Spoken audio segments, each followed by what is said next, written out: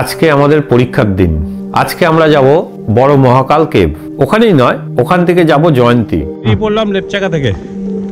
আজকে আমাদের গন্তব্য ছোট মহাকাল, বড় মহাকাল, সর্বশেষ জয়ন্তী। সম্পূর্ণ জঙ্গলের রাস্তা। এখানকার লোক মহাকাল যাব শুনে কিরকম একটা অদ্ভুত দৃষ্টিতে তাকাচ্ছে। যাই হোক, আমরা পথ চলা শুরু করলাম। সবাই আমাদের টিম লিডার টকবক করে ফুটছে সবাই। চলেছি বড় মহাকাল। গভীর জঙ্গলের মধ্যে দিয়ে রাস্তা। এই শুরু হলো জঙ্গল। পায়ে চলা পথ বলতে কিছু নেই, ঘাস জঙ্গল ভেদ করে আমাদের এখন যেতে হবে। অ্যাডভেঞ্চার করতে চলেছি।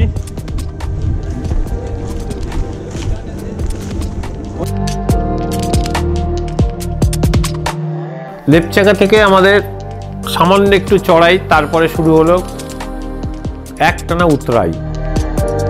আমরা পারবো আর এটা করেই ছাড়বো। I do believe we shall overcome someday. নিচে একটা নদী আছে, স্থানীয় নাম ডেলো নদী। ওই ডেলো নদীতে আমাদের নামতে হবে। পথ এঁকে বেঁকে নিচে নেমে চলেছে, একটানা উতরাই। এই রাস্তাটা সাধারণের রাস্তা নয়, একটু ঝুঁকিপূর্ণ রাস্তা। লেপচাকাতে যারাই শুনেছে যে আমরা বড় মহাকাল কেভ যাব, প্রত্যেকেই একটু আশ্চর্য হয়েছে যে তাদের অভিব্যক্তিতে যেটুকু আমরা বুঝতে পারছিলাম তারা প্রকাশ করছিল না, কিন্তু অনেকেই বলছিল যে আমরা একটা লম্বা সফর, আমাদের নাকি অনেক রাত হয়ে যাবে জয়ন্তীতে পৌঁছাতে। মানে ওরা একটু আশ্চর্য হয়ে যাচ্ছিল যে লেপচাকা থেকে এরা বড় মহাকাল কেভ যাবে। কিন্তু আমরা তো সেই পথের পথিক না, আমরা এসেছি একটু অ্যাডভেঞ্চারের স্বাদ নিতে। কোনো সমস্যা? ব্যাগের ওয়েট। ব্যাগের ওয়েট? হ্যাঁ, কিচ্ছু না।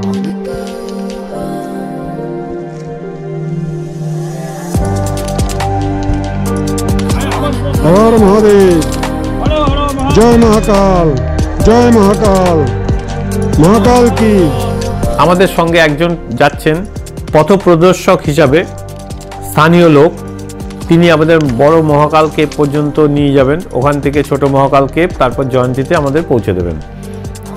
কারণ আমরা এই রাস্তায় কখনো আসিনি এবং যেটুকু শুনেছি রাস্তাটা স্থানীয় লোকের মুখ থেকে যেটা বুঝতে পারছি, তাদের অভিব্যক্তিতে, তাদের কথাবার্তায়, যে এই রাস্তা অতীব দুর্গম।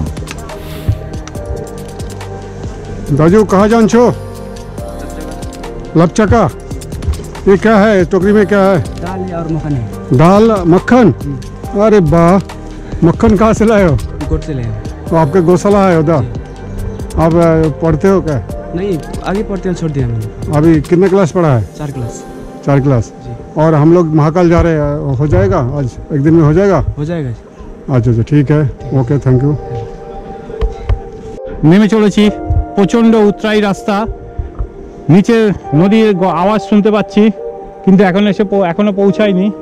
এই জায়গাটা খুব সুন্দর, একদম জুরাসিকের জঙ্গল মনে হচ্ছে। হ্যাঁ, বড় বড় ফার্নে ঢেকে রয়েছে পুরো রাস্তাটা, অত্যন্ত সবুজ।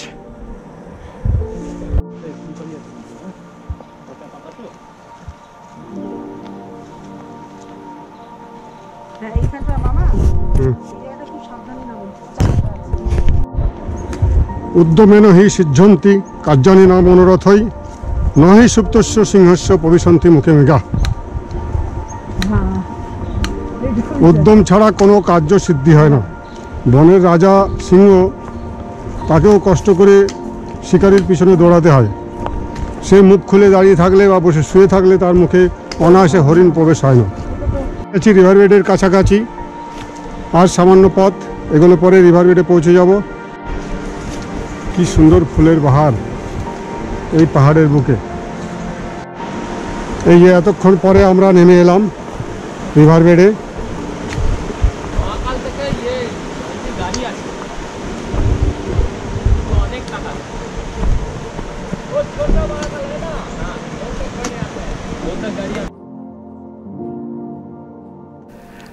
নেমে এলাম নদী তীরে।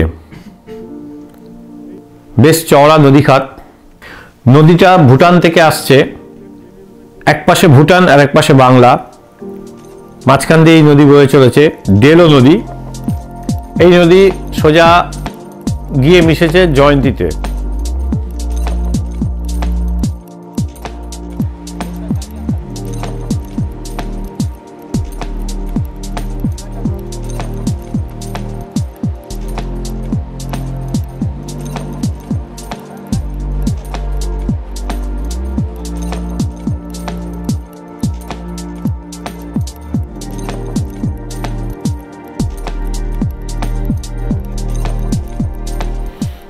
আমরা নদীখাত বরাবর চলতে শুরু করলাম।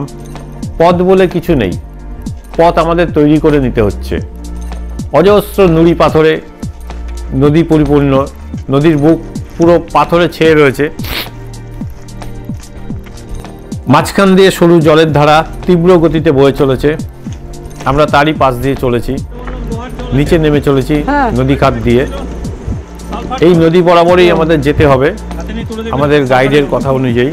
সালফার মিশ্রিত জল আছে ওটা, যার জন্যই কালার টালার হয়েছে এবং সালফারের গন্ধ পাওয়া যাচ্ছে জলটা থেকে। হ্যাঁ, আচ্ছা আচ্ছা। দারুণ রিভার বেড দিয়ে রাস্তা, ছোট ছোট নুড়ি পাথরে ভরে রয়েছে, দেখতে পাচ্ছেন পুরো সাদা হয়ে রয়েছে। বর্ষাকালে এটাই ভয়ঙ্কর হয়ে যায়, এই কুল ওই কুল থেকে এই কুল পর্যন্ত পুরোটা জল চলে আসে, তখন এই ছোট্ট নদীটা হয়ে যায় ভয়ঙ্করী এক নদী। খুব সুন্দর।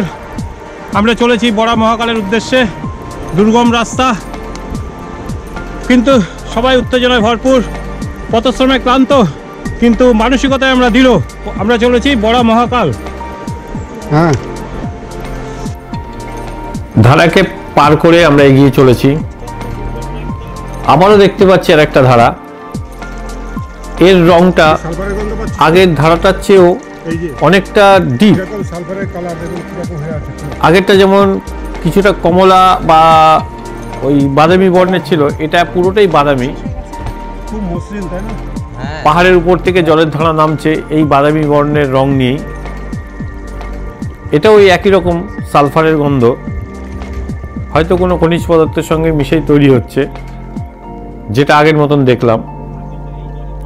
এরকম দৃশ্য আর কোথাও দেখতে পাইনি যে নদীর বুকে নর্মাল জলের ধারার সঙ্গে অন্য একটা জলের ধারা মিশছে। একটা আলপনার মতো তৈরি করেছে এই জলের ধারাটা, এঁকে বেঁকে গিয়ে আমাদের এই ডেলো নদীতে মিশেছে।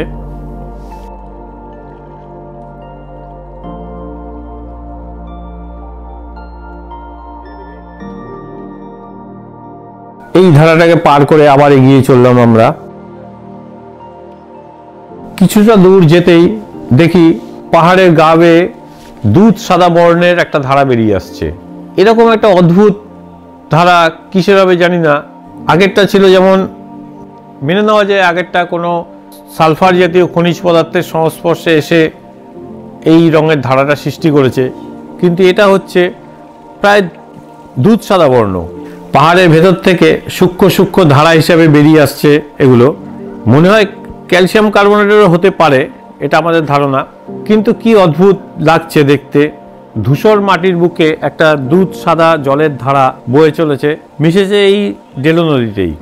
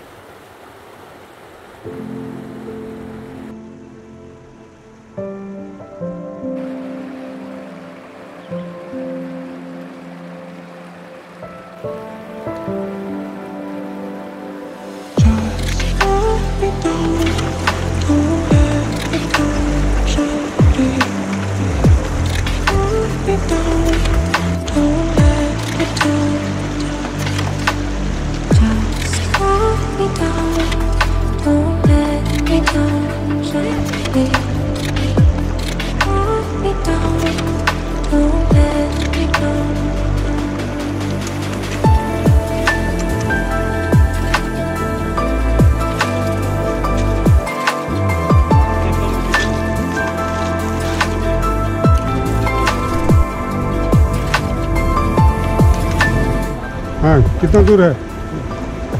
यहाँ से 3 किलोमीटर। अरे कुछ नहीं, 3 किलोमीटर तो कुछ भी नहीं। 10 मिनट हम 10 मिनट में चले जाएंगे। 3 किलोमीटर बोलता है। बहुत बढ़िया, हम तो आ गया तो फिर तो। अरे बहुत मजा है। हाँ ठीक है रख।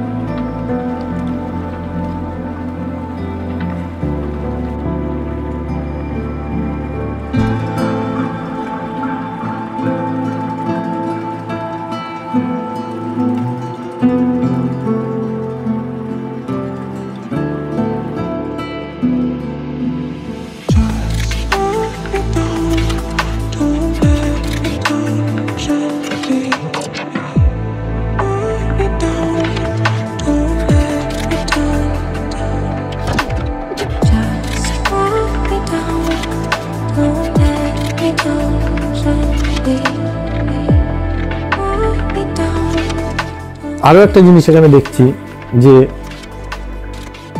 নদীর বুকে অজস্র পাথর, নুড়ি পাথর, তার কি রং, কোনোটা বেগুনি, কোনোটা কমলা, কোনোটা সাদা, কোনোটা লালচে, অজস্র রঙের, মানে গুণে শেষ করা যাবে না কত রকমের যে রঙের পাথর এখানে পড়ে রয়েছে।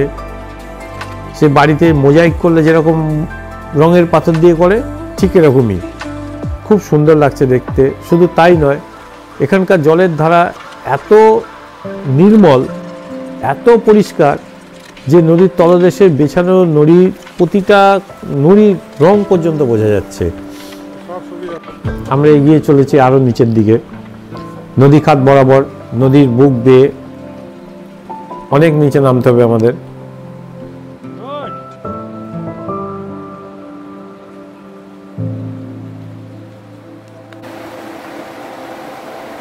দারুণ, এক্সেলেন্ট। কোনো বাধাই আমাদের কাছে বাধা নয়। Exciting journey.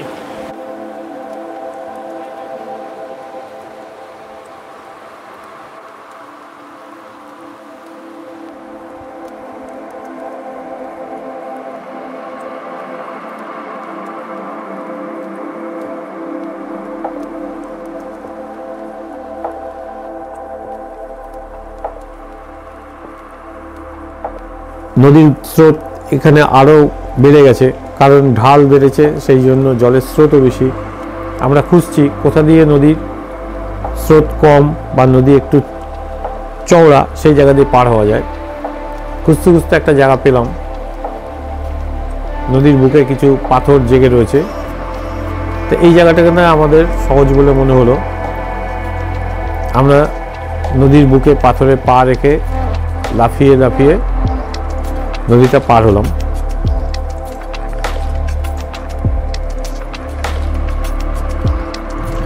এবার আবার পাহাড়ি রাস্তা শুরু হলো। নদী ছেড়ে এবার আমরা পাহাড়ে উঠতে শুরু করলাম। জঙ্গলের রাস্তা দেখে মনে হচ্ছে তো মানুষের পা পড়েনি কখনো। পথের শোভা অতুলনীয়, একটা বুনো গন্ধ, পাখির কাকলি, মাথার উপরে নীল আকাশ, অসাধারণ প্রাকৃতিক পরিবেশ। চলতে কষ্ট হচ্ছে ঠিকই, কিন্তু প্রকৃতির শোভা সেই কষ্টটা লাঘব করে দিচ্ছে। চলেছি মহাকালের উদ্দেশ্যে, দুর্গম এই রাস্তা। আমার গাইড বলছে পৌঁছাতে নাকি রাত 9টা হয়ে যাবে। আমাদের কোথাও বসতে দেয়নি, একভাবে হেঁটে চলেছি শুরু থেকে এখন পর্যন্ত। জঙ্গল এত গভীর যে সবাইকে একসঙ্গে থাকার পরামর্শ দিলাম, কারণ এই অঞ্চলে বন্যজন্তুর উপদ্রব আছে, সেটা লেপচাকা থেকেই আমরা শুনেছিলাম। বিশেষত হিমালয়ান ভল্লুক, যে মানুষ দেখা মাত্রই আক্রমণ করে।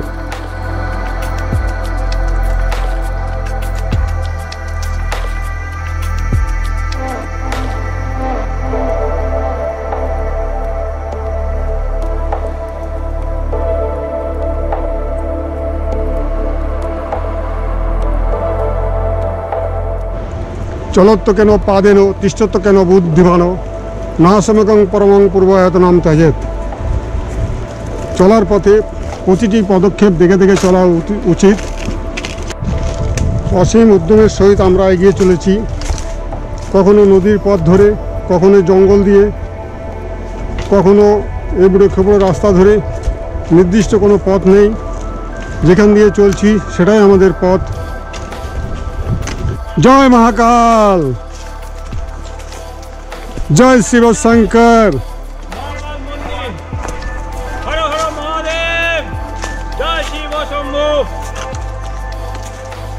আমরা পৌঁছে গেছি প্রায়, আর সামান্য রাস্তা বাকি। সবাই জয় ধ্বনি দিচ্ছে, আনন্দে একদম আপ্লুত। রিভার বেড থেকে এত সময় চলছিলাম জঙ্গলের পথ দিয়ে, আবার নামতে হচ্ছে রিভার বেডে, কেন জঙ্গলে আর রাস্তা করা যাচ্ছে না, ভীষণ ঘন জঙ্গল।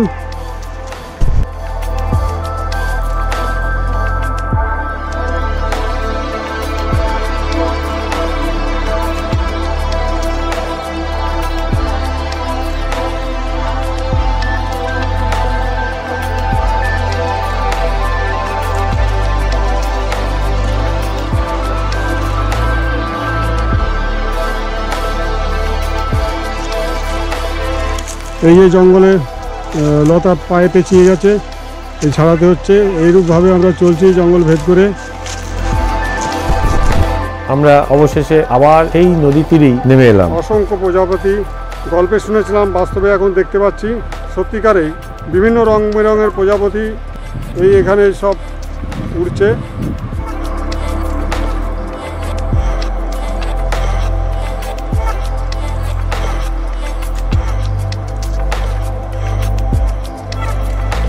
এবার নদী পার হতে হবে। এখানে তো নদী অনেক চওড়া, আগের থেকে অনেক তীব্র স্রোতে বয়ে চলেছে এখানে। একবার ভাবছি গাইড কি ঠিক পথে নিয়ে যাচ্ছে আমাদেরকে, বারবার কেন নদী পার হতে হচ্ছে। যাই হোক, এখন তার কোনো উপায় নেই, ফেরার পথ নেই। অনেকটা চলে এসেছি আমরা লেপচাকা থেকে, সামনে এগিয়ে যেতেই হবে আমাদের। গাইডই একমাত্র আমাদের ভরসা। অগত্যা আবার সেই জামা প্যান্ট খোলা হলো নদী পার হওয়ার জন্য। কেউ কেউ প্যান্ট গুটিয়ে, জামা জুতো জলে ভিজিয়ে আমাদেরকে নদী পার হতে হলো।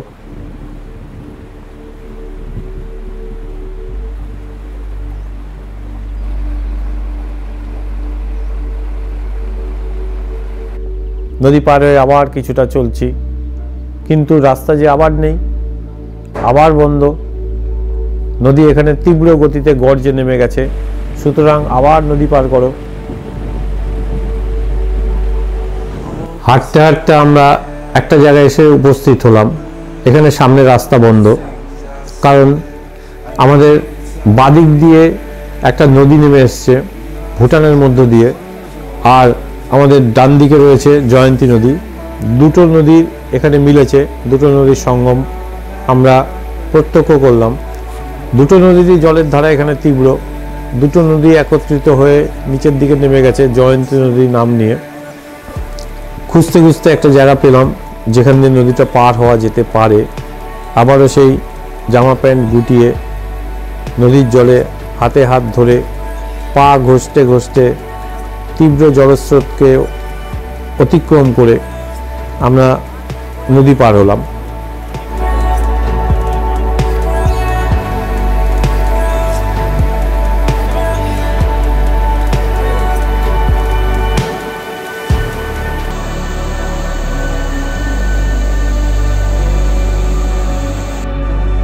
বেশ কিছুটা পথ হাতে হাত ধরে আমরা নদীর মধ্য দিয়ে চলেছি, স্রোত থেকে নিজেদের ভেসে যাওয়া থেকে বাঁচাতে।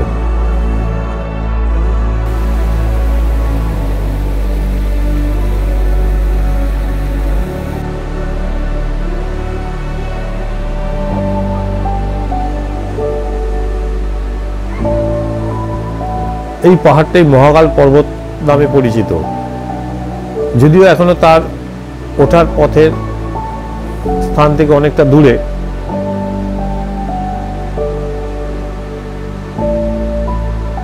এতক্ষণ আমরা পথ চলেছি, সেই সকাল 9টা থেকে আমাদের যাত্রা শুরু হয়েছিল। পথিমধ্যে কোথাও আমরা কোনো জনমানবের চিহ্ন পাইনি, কারোরও সাক্ষাৎ পাইনি। এখানে দেখলাম কিছু লোক কিছু বাঁশ দিয়ে একটা ব্রিজ বানানোর চেষ্টা করছে।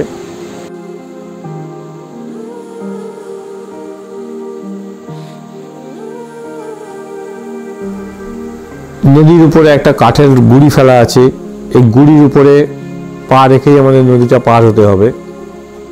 অতীব দুর্গম, ভীষণ ভয়ঙ্কর পথ। বুকে বল সঞ্চয় করে এক পা করে আমরা এই জলরাশিটা পার হলাম।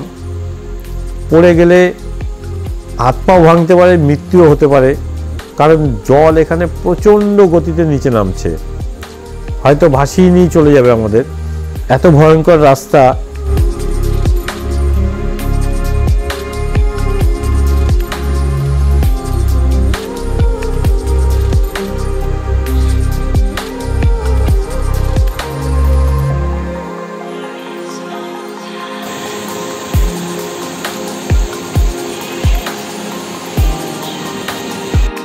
আমরা বড় মহাকাল মন্দিরের গেটের সামনে এসে উপস্থিত হয়েছি। ভীষণই দুর্গম রাস্তা ছিল, অজস্রবার নদী পার হতে হয়েছে, চওড়া নদী, গভীর, তার তীব্র জলস্রোত, অনেকবার জলের মধ্যে আমরা পড়েও গেছি, সারা শরীরও ভিজে গেছে। এত দুর্গম রাস্তা যে আমরা ভাবতে পারিনি যে এই রাস্তা এরকম হবে। আমরা এই রাস্তায় সাধারণত কেউ আসে না, সাধারণত কেউই আসে না এই রাস্তা দিয়ে। আমরা এসেছি ডাইরেক্ট লেপচাকা থেকে মহাকাল মন্দির আসবো বলে, সবাই আসে সাধারণত জয়ন্তী দিয়ে, যার জন্যই আমাদের এতটা কষ্ট, এতটা দুর্গম রাস্তা অতিক্রম করতে হলো। যাই হোক, অবশেষে আমরা মন্দিরের দরজার সামনে উপস্থিত হয়েছি। এখনও এখান থেকে 1 কিলোমিটার আমাদের সিঁড়ি ভাঙতে হবে, অনেকটাই রাস্তা আরও, তবুও দুর্গম নয় এটা, ঠিক আছে। নিচে ব্রিজ তৈরি হচ্ছে, দেখতে পাচ্ছেন ব্রিজে কাজ চলছে, কাঠের ব্রিজটা তৈরি হয়ে গেছে।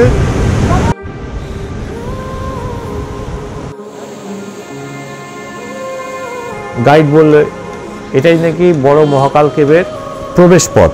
এই যে খারাপ পাহাড়টা উঠে গেছে, এই পাহাড়ের উপরেই আছে বড় মহাকাল মন্দির, প্রচণ্ড খাড়া সিঁড়ি।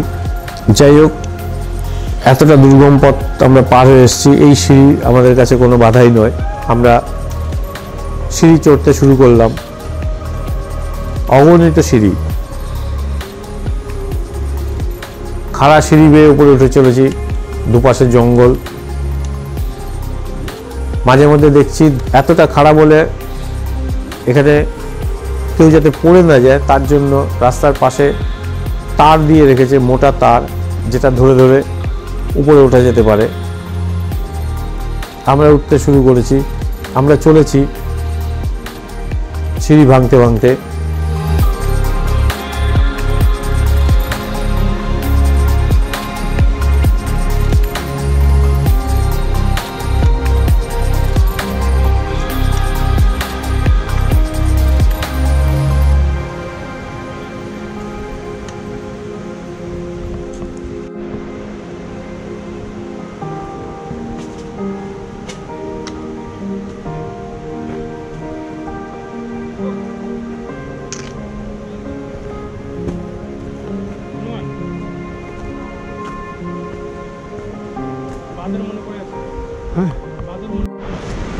খুবই দুঃখের বিষয়, একটা বাঁদর মরে পড়ে আছে, খুব খারাপ লাগছে। ঈশ্বর মঙ্গল করুক, আত্মা শান্তি হোক, এটাই কামনা করি। এই জীবগুলো নিরীহ জীব, কীভাবে মারা গেল বুঝতে পারছি না, খুবই খারাপ লাগছে। নামার সময় কষ্ট পারো। বাড়িতে চলে যাবো ওদিকে।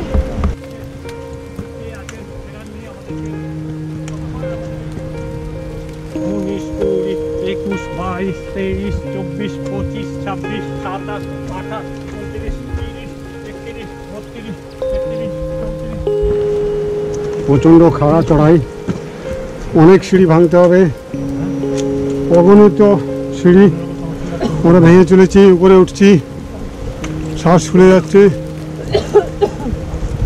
ভীষণ স্টিপ চড়াই, ভীষণ স্টিপ চড়াই, মাঝে মাঝে একটু একটু দাঁড়াতে হচ্ছে।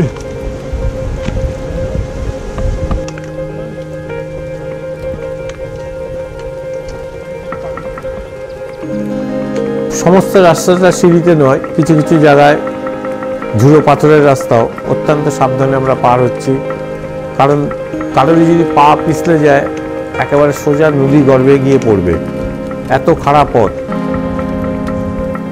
কারণ পা পিছলে গেলে খালি একা নয়, কারণ আমার পেছনে আরও অনেকেই রয়েছে যারা উঠে আসছে, তাই সবাইকে নিয়ে একসঙ্গে নদী গর্ভে গিয়ে পড়ব। কি দুর্গম পথ, ভাবতেই অবাক লাগছে যে এই পথে আমরা চলেছি। প্রচণ্ড কষ্ট, দুপা উঠছি আর দাঁড়াচ্ছি, পা ধরে আসছে, তবুও আমরা চলেছি।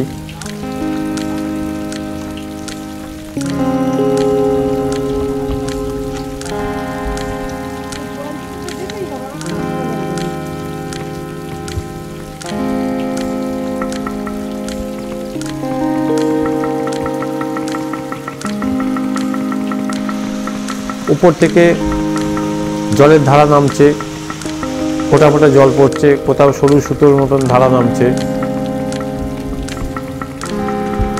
कितना दूर है? सामने वाह, कितना हम पहुंच गए हैं। तुम कहाँ रहते हो? हिंदी में यहीं पे सेवा करते हो? देखो इसे देखो, बाद में दिखा रहे हैं। ये देखो, ठीक है। हाँ, तुम्हारा सभी का फोटो आ जाएगा।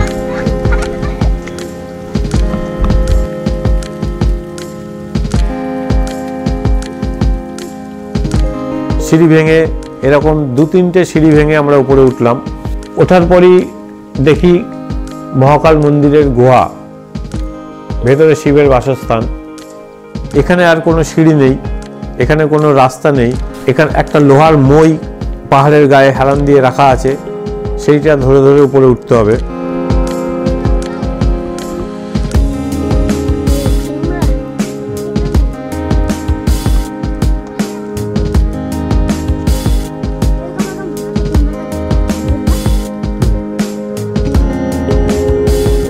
পৌঁছে গেছি আমরা শিবের বাসস্থানে, মহাকাল, বড় মহাকাল মন্দির।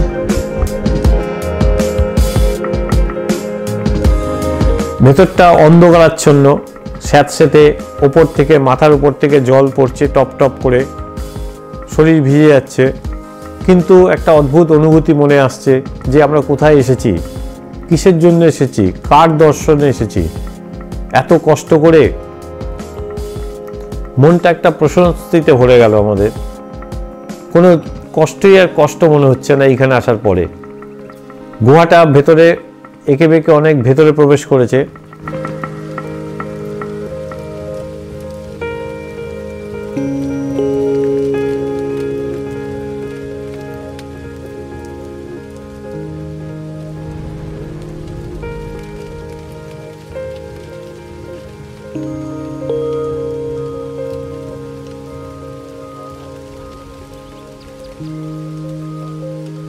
দেখি কিছু বাচ্চা ছেলে এখানে খেলা করছে গুহার মধ্যে। তারাই আমাদেরকে ডেকে নিল যে আসুন দেখুন, চলুন ভেতরে নিয়ে যাচ্ছি। এমন এক একটা জায়গা যেখানে নিজেদের শরীরটাকে প্রবেশ করাতেই পারছি না, বাচ্চাগুলো ঢুকে যাচ্ছে ছোট ছোট ফাঁক দিয়ে। ভেতরে অনেকটা জায়গা আছে কিন্তু আমরা ভেতরে ঢুকতে পারলাম না, এত সরু রাস্তা। গুহার উপরের দিকটা তাকিয়ে অবাক হয়ে গেলাম যে বৃষ্টির জলের ধারা, এই যে জানি না কি পাথর এগুলো, আমরা চুনা পাথর হলে তো একরকম দেখতে হয়, কিন্তু এটার একটা অদ্ভুত টাইপের অবয়ব সৃষ্টি করেছে, ঠিক যেন মাকড়সার জালের মতো, বা বলতে পারি ঝুমকো দুলের মতন ঝুলছে চারিদিকে। জল পাথরে লেগে পাথর ক্ষয়ে গেছে এবং ফুটো ফুটো তৈরি হয়েছে। बच्चे लोग बहुत चटक है, ये फटाफट अंदर चले जाते हैं, घर आ जाते हैं। अच्छा मानो ये महाकाल जय करेছে আমার ভাগনা।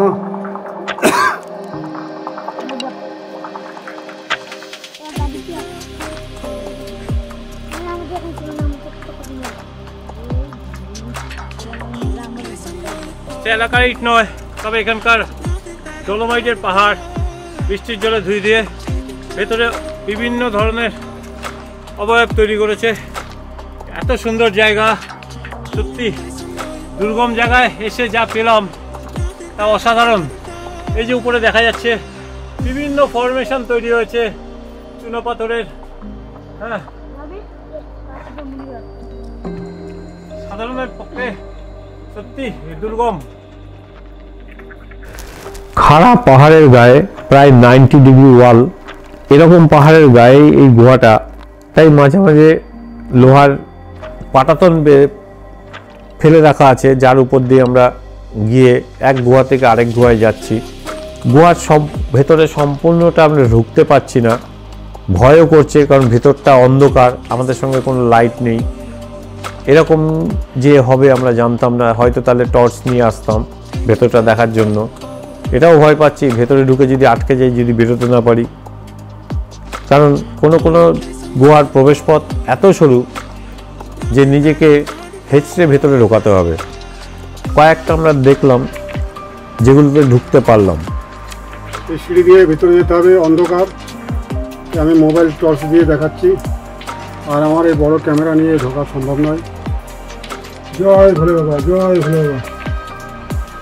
বেলা অতিক্রান্ত, যে টাইমে পৌঁছানোর কথা সেই টাইমের থেকে অনেক বেশি সময় অতিক্রান্ত হয়ে গেছে, কারণ দুর্গম পথে আসতে গিয়ে আমাদের এখনো অনেক পথ বাকি, অনেক দূরে যেতে হবে।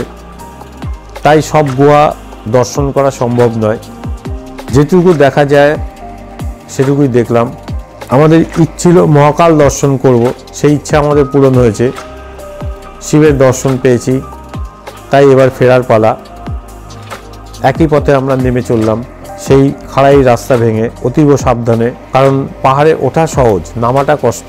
বেশিরভাগ দুর্ঘটনা নামার সময়ই ঘটে থাকে, তাই প্রচণ্ড সাবধানতা অবলম্বন করে আমরা এই দুর্গম পথ ধরে আমরা নেমে চললাম। নেমে এলাম সেই জায়গায় যেখানে আমাদের 4 হাত পায়ে আঁকড়ে, পাহাড় আঁকড়ে এই জায়গাটাতে আসতে হয়েছিল। কিন্তু দেখে অবাক যে আমাদের এইটুকু সময়ের মধ্যে স্থানীয় লোকেরা ব্রিজটা বানিয়ে ফেলেছে, অন্তত আমাদের পার করার মতন তারা করে দিয়েছে। এখনও কাজ চলছে অত্যন্ত দ্রুত গতিতে, কারণ সামনেই মেলা বসবে, তাই যাতে পুণ্যার্থীরা সহজেই পৌঁছাতে পারে। আমরা আপ্লুত যে এই ব্রিজটা প্রথম আমরা পার করলাম, এরপরে হয়তো হাজার হাজার তীর্থযাত্রীর এই ব্রিজ ধরে উপরে উঠবে, কিন্তু এই ভেবেই আমাদের আনন্দ যে এই ব্রিজটার উদ্বোধন আমরাই করলাম।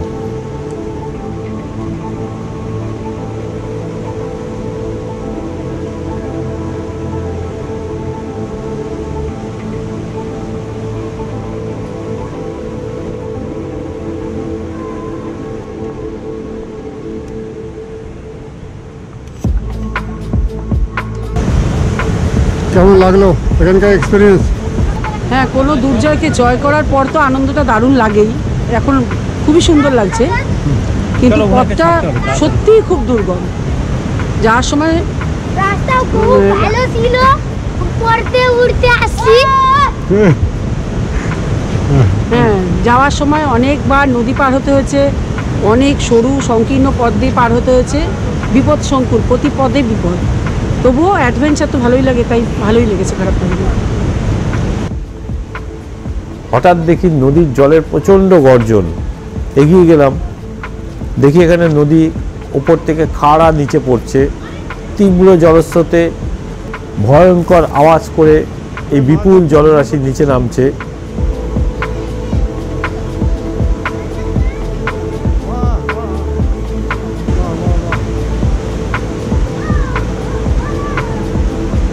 এবারে পথ কিছুটা সহজ, দেখি নদীর উপরে একটা ব্রিজ বানানো হয়েছে, নদী বরাবর নদীর জলের উপর দিয়ে একটা সাপের মতো আঁকাবাঁকা ব্রিজ, বাঁশের ব্রিজ। কারণ সামনে আসছে শিবরাত্রি, যেদিন এখানে উৎসব হয় এই মহাকাল মন্দিরের, লক্ষ লক্ষ পুণ্যার্থীরা আসেন, তাদের কথা মাথায় রেখেই ব্রিজটা তৈরি করা হচ্ছে। কিন্তু ব্রিজের গঠনগত বৈশিষ্ট্য আমাদের অবাক করলো, যে একেবারে জলের লেভেলেই ব্রিজটাকে বানানো হয়েছে, এবং সেটা সাপের মতো এঁকে বেঁকে জলের উপর দিয়ে, নদীর উপর দিয়ে অনেক দূর পর্যন্ত চলে গেছে। কোথায় মাছ, কোথায় মাছ, কোথায়?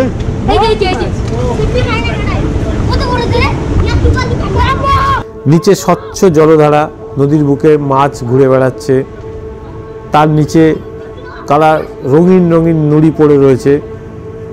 এত অপূর্ব দৃশ্য যে ভাবতেই পারছি না যে কোথায় আমরা এসেছি। এই জন্য এক স্বর্গ, এই জন্য এক অন্য স্বর্গ।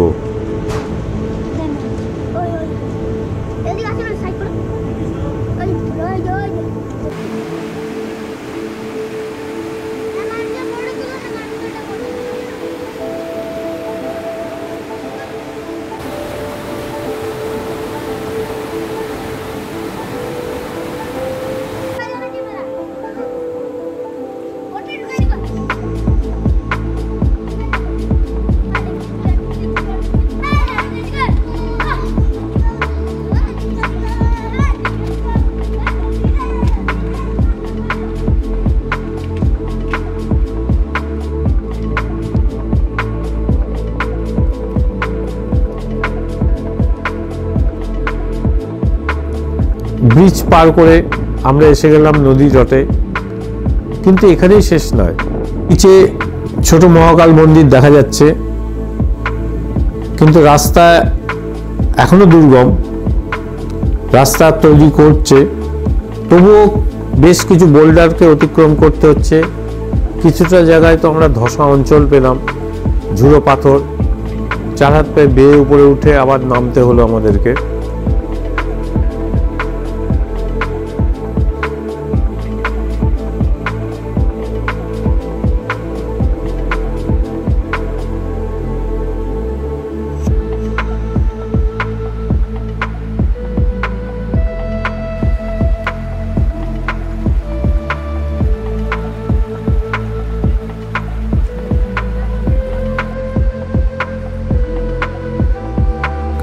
অনেকটা নিচে কিছু দোকানপাটের মতন দেখা যাচ্ছে, কয়েকটা গাড়িও দেখতে পাচ্ছি।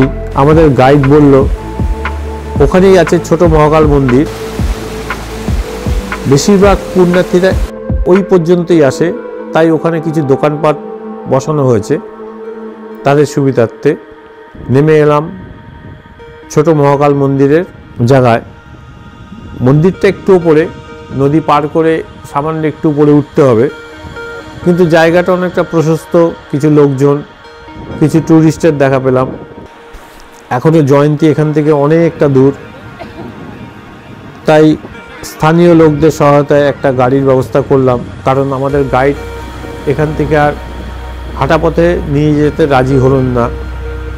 রাস্তায় যে কোনো মুহূর্তে হাতির সামনে পড়তে হতে পারে, সেটা খুব বিপজ্জনক হবে সবার পক্ষেই, কারণ সন্ধেবেলার পরেই হাতি বেরিয়ে আসে জঙ্গল থেকে নদীতে জল খেতে।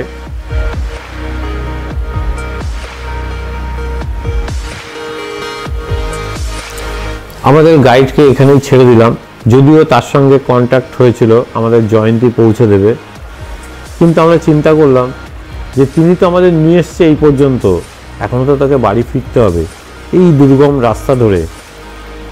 চেষ্টা করলাম আমরা আটকানোর, কিন্তু তিনি আমাদের কাছ থেকে বিদায় নিয়ে চলে গেলেন তার নিজের গন্তব্যে।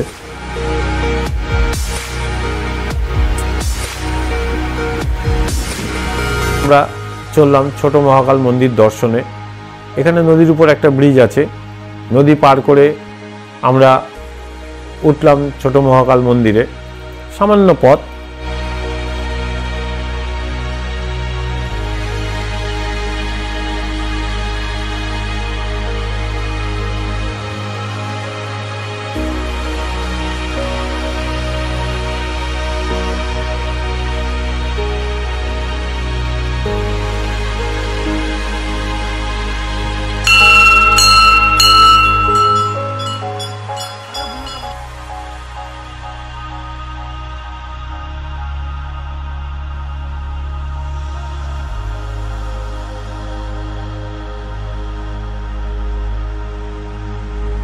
একটা মাত্র ঝুপড়ি দোকান আছে, আমরা এখানেই বসলাম।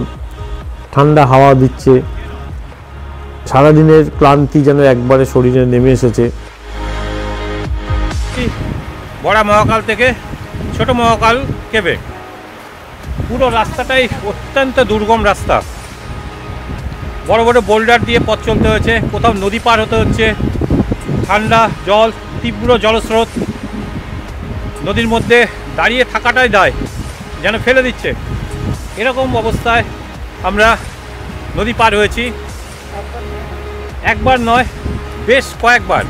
কখনো কখনো পাহাড় চড়তে হয়েছে, মানে রক ক্লাইম্বিংয়ের মতন করে আমাদের কোনো কোনো জায়গায় পাহাড় ক্লাইম্ব করে আমাদের জায়গা পার হতে হচ্ছে। অত্যন্ত দুর্গম, তাই বলবো। তবুও বলবো যে থ্রিলিংটা বা যে মজাটা বা যে উত্তেজনা রোমাঞ্চটা আজকে পেয়েছি, তা এক কথায় অসাধারণ। সত্যি দারুণ অ্যাডভেঞ্চার। বড়া মহাকাল কেভ জার্নিটা দারুণ অ্যাডভেঞ্চার। যদি এটা আমরা জয়ন্তী দিয়ে যেতাম তাহলে হয়তো এই অ্যাডভেঞ্চারটা পেতাম না, কারণ এখান থেকে জয়ন্তী দিয়ে যে রাস্তাটা আছে সেখান থেকে মোটামুটি একটা চলার পথ আছে ছোটা মহাকাল থেকে বড় মহাকাল পর্যন্ত। কিন্তু যে লেপচাকা থেকে যে বড় মহাকালের রাস্তা সত্যি অনন্য, অসাধারণ। এমন এমন জায়গায় মনে হচ্ছে যেন আমরাই প্রথম পদক্ষেপ দিলাম এখানে। এটা জয়ন্তী নদী, আমরা এই দিক থেকে জয়ন্তী নদীর উৎসের ওদিক থেকে আমরা এসেছি, দেখতেই পাচ্ছেন। দেখতে এরকম হয়তো মনে হচ্ছে, কিন্তু রাস্তাটা অত্যন্ত দুর্গম রাস্তা আছে। এই পর্যন্ত রাস্তা ভালো, গাড়িও চলে ছোটো মহাকাল পর্যন্ত, কিন্তু তারপরের রাস্তা সত্যিই দুর্গম। তা এখন নতুন নতুন কিছু ব্রিজ বানাচ্ছে, আমরা রাস্তায় পেলাম। এই ব্রিজ আগে ছিল না, এইভাবেই যেতে হতো। ব্রিজ সবে তৈরি হচ্ছে। আমরা আজকে প্রথম কোনো ব্রিজে আমরাই প্রথম পা ফেললাম, প্রথম যা ব্রিজটা অতিক্রম করলাম বা প্রথম পদক্ষেপ ফেললাম আমরাই এই ব্রিজে। আমরাই উদ্বোধন করলাম তো হ্যাঁ, বলতে পারা যায় যে আমরাই উদ্বোধন করলাম ব্রিজটার। কিন্তু এই খালি নদীর উপর কয়েকটা ব্রিজ, কিন্তু বাকি রাস্তাটা পুরোটাই বড় বড় বোল্ডারের উপর দিয়ে, কোথাও ধসপ্রবণ এলাকা, কোথাও ঝুড়ো পাথর, কোনো জায়গায় আমাদেরকে পাহাড় বেয়ে উঠতে হচ্ছে। এরকমই একটা রাস্তা। দারুণ অ্যাডভেঞ্চার, সত্যি দারুণ অ্যাডভেঞ্চার, দারুণ রোমাঞ্চ পেয়েছি আজকের এই জার্নিটাতে। বলে দিয়েছিল আগে। কিন্তু আমরা এটাই ভালোবাসি, সবসময় অ্যাডভেঞ্চার করি। তো অ্যাডভেঞ্চারটাই জলপাইগুড়ি থেকে এখানে বাড়ি আর কি, আলিপুরদুয়ারে। তো এখানে আসছি, এখান থেকেই আর কি আজকে ঘুরতে আসা। ঠিক করলাম আমরা, যদি গাড়ি না আসে তাহলে এখানেই আজকে রাত কাটাবো, আমরা আর হাঁটবো না। কারণ সামনের রাস্তা অন্ধকারের মধ্যে জয়ন্তী নদীর বুক দিয়ে জয়ন্তী পৌঁছানোটা খুব শক্ত হবে আমাদের কাছে। কিন্তু সব আশাকে জলাঞ্জলি দিয়ে দূর থেকে দেখি হেডলাইট একটা এগিয়ে আসছে।